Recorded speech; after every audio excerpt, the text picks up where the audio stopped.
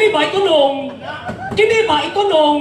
Gawa na. Wa pa ta mag-isgot og characteristics, iyang nature. Asa naman tao ka mga mo abi-abot, oy? Ang may importante ani karon ba? Surrender una ani mga ebidensya ha kay patulan ta kana. Okay. Next question. So ako lang pahinduman ang ato ang cross-examiner o ang kini ato affirmative side na there are 30 seconds sa question o 30 seconds sa answer. So, kung wala pa mahuman o tubag ang gipangutan na sa iyang 30 seconds, wala objection. Okay? Pahuman na o sa kay inyong objection, moderator's time, stop man itong timer. Okay? Next question. Nasabtan ba? Nga, question 30 minutes, 30 seconds, answer 30 seconds. Okay. Next question.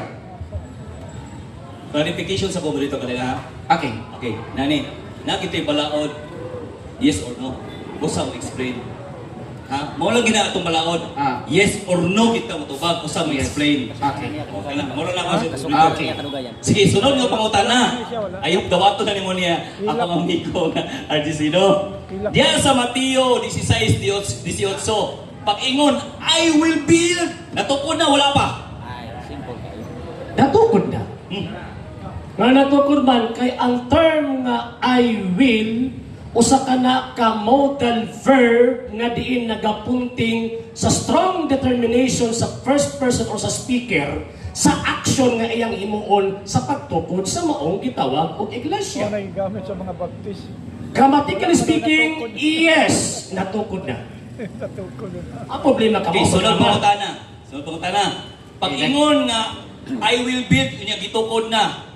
Naa ba kay mahatag dira nga nag-ingon na I will build gitukod ayo.